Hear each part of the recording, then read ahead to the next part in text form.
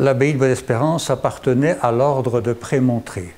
Et selon la règle de l'ordre, les religieux, après avoir reçu ici une formation très poussée en philosophie et en théologie, allaient alors dans les paroisses qui étaient attribuées à l'abbaye de Bonne-Espérance.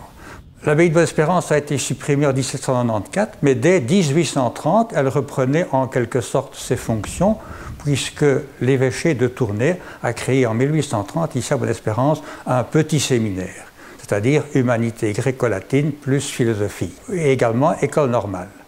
À l'heure actuelle, l'école normale a été transférée, le petit séminaire a été transféré, mais ça reste donc un établissement d'enseignement primaire et secondaire.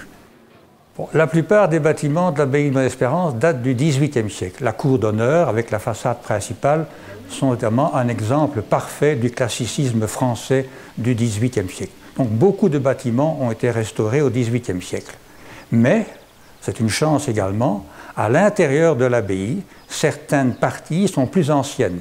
La tour, par exemple, de la basilique date du XVe siècle, mais nous avons à l'intérieur le cloître, la cuisine et la salle capitulaire qui remontent au XIIIe siècle et qui ont gardé parfaitement le style ogival typique du XIIIe siècle. La basilique, par contre, l'église abbatiale, est la dernière construction de l'abbaye. Elle a été construite entre 1770 et 1789 sur les plans d'un architecte très célèbre à l'époque dans les Pays-Bas, Laurent Benoît de Wey, qui a pu développer librement son savoir-faire architectural.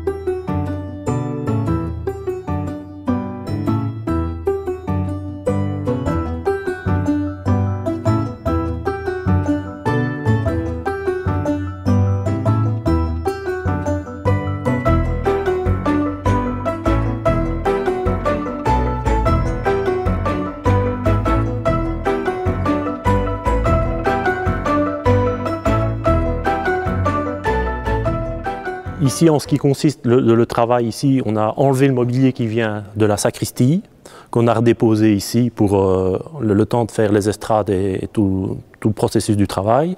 On devra restaurer tout le mobilier, qui est quand même assez abîmé. En fait, le mobilier à l'arrière, il a souffert de l'humidité, à mon avis, ascensionnelle, certainement, et aussi du fait aussi qu'il y a eu un processus dans le bois, que ça a été humide, chauffé, humide, chauffé. Concernant les estrades, moi j'ai refait les gabarits, donc dans l'état où elles étaient, pour avoir les mesures qui étaient sur place et avoir, comment je vais appeler ça, une trace de l'original. J'ai reporté ma gabarit pour en faire des nouvelles qui se trouvent là. Donc on les a refait à l'ancienne et refaire tout le chêne qui était abîmé. Après, ils vont recevoir un plancher sur toute la surface ici, toute la longueur, pour ensuite remettre le mobilier dessus.